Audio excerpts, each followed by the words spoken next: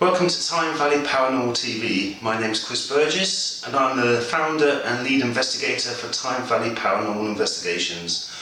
I'm going to do a quick video today to show you the basic ghost hunting equipment that I use on a typical investigation, how, why and when I would use it. The reason for this video is because a few years back when I was researching becoming a paranormal investigator, I was looking at different investigation groups, different videos, different shows, reading different books, and there's a whole range of different types of equipment out there that people use, and they use it all different ways as well. And I found it quite confusing and I wasn't sure what to buy and what not to buy. So ultimately for me it was trial and error. I'd buy a piece of equipment, try it out, if I didn't like it, I got rid of it and tried something different. So I'm generally quite happy with what I've got now, although I wish I had more stuff, but it all costs money like everything in life. But I'm going to run through it just to give you some tips and advice on the equipment that I use so you can make a judgment on whether it be suitable for you or whether you'd like to try something different, okay? First off, whatever equipment you're going to use, you need something to keep it in. So I would suggest getting some sturdy flight cases like these. It's sensitive equipment and it's worth quite a bit of money, so you need to look out for it. Right, the first thing I want to show you is infrared CCTV cameras. I have two of these. See, this is the first case. I have two of these cameras. You can pick these up on eBay for about £25 to £35 each. What I like about these is that they take a micro SD card which goes in there. So there's no need for a DVR system, TV screen and all that cabling. You can just put the memory card in there. It comes with a stand, I'll quickly show you.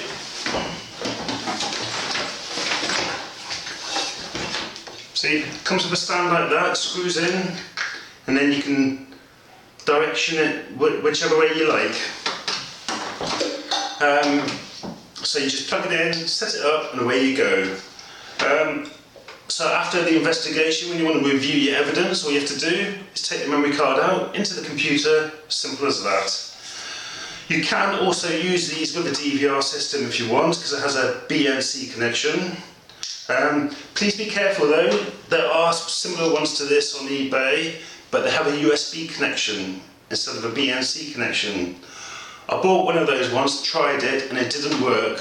When I got the replacement, that didn't work either. So I would suggest getting one with a BNC connection. Then you can use it on a DVR system as well as just using it by itself. I only tend to use these for private investigations in people's homes because obviously they run off electricity. If you're in a big dark old castle with no electricity, then you can't use them. EMF detectors, this is the difficult one. There's a whole range of different EMF detectors. So which one do you use? Good question. I want to show you these two, switch them on.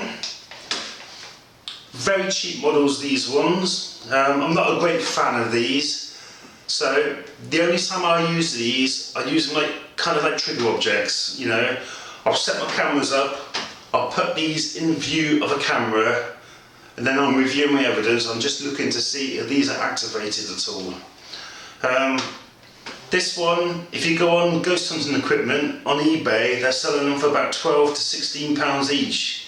Yet, if you go on, type in EMF detectors or EMF meters, you can pick them up as cheap as £6 each. I think that's about how much I paid for this one. And these cost about £15 to £16. They both light up when they're activated by electromagnetic fields, I can show you. And this one even beeps. And again, this one, there's a red light that comes on. It's not important for ghost hunting, but when you're measuring electromagnetic fields, you're measuring them in milligauss or Tesla. The numeric value on this one doesn't make sense. I don't understand the numeric value on that one. But again, it's not important. I mean, all you're looking for is spikes for these to be activated. I also have the famous K2 meter. This is an EMF detector that I would recommend. Firstly, it's not sensitive like other EMF detectors, so you can shake it around and it doesn't start registering. Also, you'd be doing your investigation 99% of the time, you do them at night time in pitch blackness. So it's handy because it lights up. You can clearly see when it's activated. See? I sometimes walk around with this on an investigation, but again, 9 times out of 10, I tend to put that in view of a camera to see if it gets activated at all. Some people will use these as a communication device, asking the spirit to make the lights flash for yes and no. I don't use it for that purpose. I'm just using that to detect electromagnetic fields. Please be warned though, I've just recently found this out. There are fake K2 meters on the internet being sold. So if you're planning on getting one, or you've already got one and you're not convinced by it, go on YouTube. There's a video on there which shows you the difference between a genuine K2 and a fake K2 meter. Now, if I had to recommend any EMF detector, for me it would be the male meter. And I'll quickly show you, if I can get this out. For me, the male meter is the #1 EMF detector. Firstly, it has a backlight, so you can see what you're doing at night time. Not only does it record EMF electromagnetic fields, but it also records temperatures as well. So you've got 2 forms of validation there for paranormal activity. That's if they're activated. Fantastic device. You can also record your findings. This one even has a red light for night time. This is the cheapest model on the market. I got this from Amazon for about £60 to £70. But there's a full range of male meters, and the dearest one can go up to about £240, depending what functions you want on it. I mean, some of them have shadow detectors on, some of them have the REM pod aerial. It depends what you want, but for me, that's adequate enough. I use this one for walking around on an investigation, for doing an EMF sweep at the start of an investigation and during an investigation. And for me, it's adequate enough. So I would recommend the male meter. There's one thing I do want to point out though, just get a little bit technical. All these EMF detectors that I've just shown you are called single axis EMF detectors. That means they only detect EMF fields in one direction, and that's generally at the front of the device where you're pointing it. So you have to point it in a direction to what you're trying to capture. You can get what's called a tri-axis EMF detector, so they detect from 3 different angles. They have a radius detection radius. For example, the tri-field meter is a 3-axis EMF detector. It's not important, but I mean, with a 3-axis EMF detector, it just gives you a bigger detection area instead of having to point it just in one direction. I used to have a Lutron EMF detector. It's the same detector as they use on ghost hunters. It's a great little EMF detector. The only problem is it has no backlight on it. So you're also having to use a torch to see what you're doing, which on a nighttime investigation, it's not practical, especially when you're using 2 hands. At least with the male meter having a backlight, you can use that and still have one hand free for a camera or a video camera, whatever. But yes, male meter for me is #1. I also use a PSP7 Spirit box. I think this is a great device.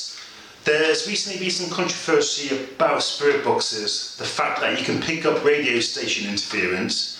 You can mistake radio station voices for spirit voices. It's called audio matrixing. And it is, to be honest, when you first use one of these, it is very difficult to distinguish the difference. But what I've done, I'll show you. I've removed the antenna from this device. So that significantly reduces the risk of radio station contamination. So for example, if you're doing an investigation using this for 10 to 15 minutes with no interference from radio stations, then all of a sudden you get a voice comes through, especially if it's in response to a question. You can be 99.9% sure that voice is a spirit voice. Another thing, if you're going to use one of these, it's vitally important that you use a separate speaker. The speaker is located on the back of this device and it's very poor quality, so you will need an external speaker to try to be able to listen to it clearer. So, if you've got one of these and you want to know how to remove the antenna, again there's a video on YouTube. It's dead simple, dead easy to do.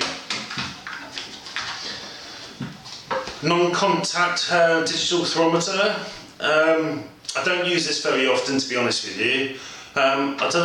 You probably notice on ghost hunters they use these and they're looking for cold spots, where they're actually using this wrong, because it's a surface thermometer. It detects the temperature of any given surface that you're pointing at, so you cannot detect cold pockets in the air itself. So that's why I very rarely use it. I mean it might be useful if someone's getting the chills. You can measure their skin temperature to see if there's any fluctuation on their skin, or you can measure a particular object. If an object moves, you can perhaps measure the temperature of that object. But for cold spots in the air, that's no good, you can't use it. You'd be better off just using the thermometer on the millimeter. Static electricity detector. Pick those up on eBay for £18. Really sensitive to static electricity. It also picks up EMF spikes. It detects it by illuminating a bright light there. Again, I don't walk around with this, I just tend to set it up in view of a camera in a hotspot, and then I'm reviewing my evidence, I'm looking to see if that's activated. It just gives added validation to any paranormal activity that might be experiencing that, if it is activated. Digital voice recorders for picking up electronic voice phenomena, EVPs. I have 3 of these. 2 of these I use in conjunction with my CCTV cameras, because the CCTV cameras have no sound on them. So they're there for sound backup to the videoing. And I also have one that I carry around with me to conduct EVP sessions. And I will generally start conducting an EVP session when I start experiencing some kind of activity in the property. That's when I'll get this out and try and make some kind of contact, or even use the spirit box. I also have a laser pen for setting up a laser grid. Again, I don't use that very often. I mean, it does work, but for me, I'm not a great fan of it.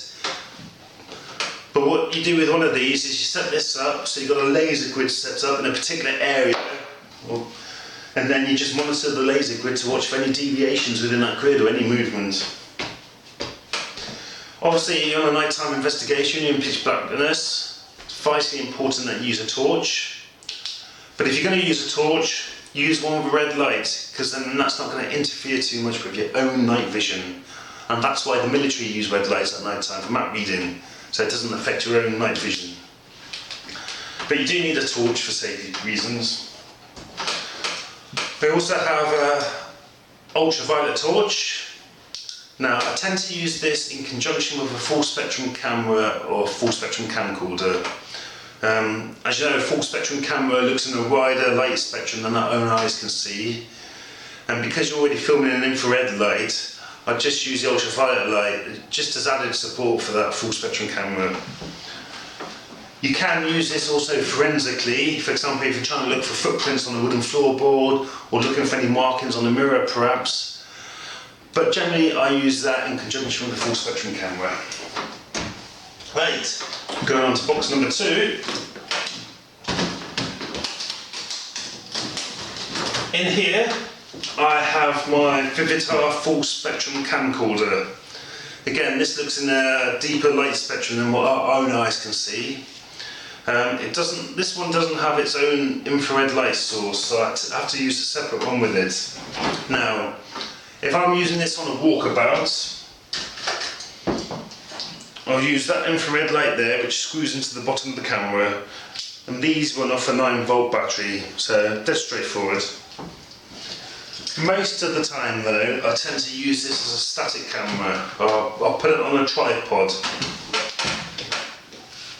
Tripod like this, I'll attach it to the tripod, put it in a hotspot, and I use a separate light source for this. This is an infrared torch. Now if you're going to do this, don't put the infrared light next to the camera, close to the lens, because when you've got a light source next to the lens, that's when you're at risk of getting dust orbs. So what you need to be doing is setting this light separate to the camera, like that. Then that reduces any chance of picking up dust orbs. Okay? This is a Vivitar. Vivitar is a very cheap make, so you haven't got the quality on this. Although it's supposed to record in high definition, the quality is not there, not like perhaps a Sony or a Panasonic. But it's alright for starting out with, and obviously until you've got the money to upgrade, that is. I also use a full spectrum still camera. Again, this is a Vivitar compact camera, 9 megapixel, and it has an infrared flash, an invisible flash. So I can just, in total darkness, flash away with this, and the flash doesn't blind me because it's invisible. The flash is bright enough to light up a whole room, but sometimes I do use additional lighting. And again, I'll use one of these torches, infrared torches, and it just adds brightness and clarity to the picture then. This one's been converted by a company called Infraready.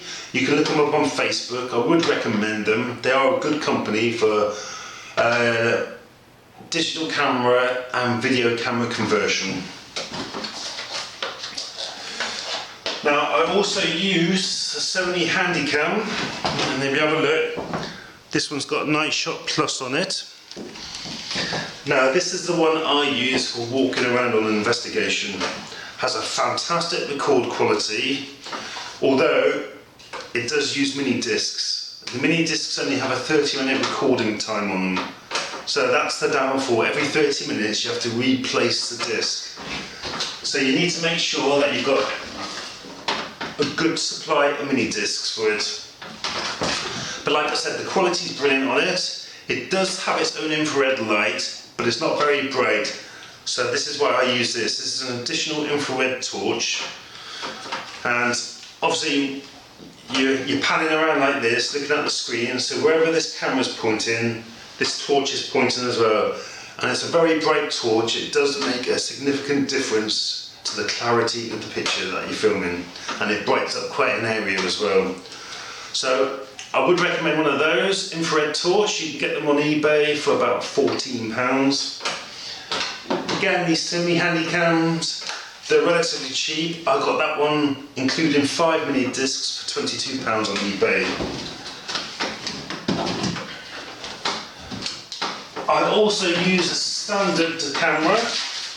Now I used to use a digital compact camera, but because the flash was next to the lens, I was getting a lot of dust orbs. So now I use a bridge camera. This is a Fuji film bridge camera, and if you notice, the flash is set back from the lens and is set up as well. So that significantly reduces capturing any dust orbs or moisture orbs. I very rarely get orbs on this camera now. Although when you're using the flash, you will, if you pick up anomalies, they will be distorted a bit because the flash reflects off whatever you're photographing. So that's where the infrared camera is much better. But I use both cameras, and I go around and I just take a load of random photographs, especially when the activity starts increasing. So I've got a tripod there. I sometimes use that for the still camera. I've got another tripod there which I'm filming from. I can also place the CCTV cameras on those if I want to. I also use these here. They record the temperature in Celsius or Fahrenheit, but they also record humidity. And I'll replace these up in hotspots, in particular where I've got the CCTV cameras. So at the start of an investigation, I'll take a note of the temperature and humidity. But what's good about these is they have a minimum and maximum. So at the end of an investigation, you can check the maximum temperature and the minimum temperature to see if there's been any significant fluctuation in the air temperature within a particular room. Right, everything runs off batteries, so you must make sure when you go out on an investigation that you have plenty of spare batteries. And a battery tester to test your batteries as well. Because the last thing you want to do is to run out of battery power in the middle of an investigation and not have any spares. So always have a boatload of spare batteries with you. Again, you're going to need extension cables as well for when you're setting up your CCTV cameras. Plenty of those.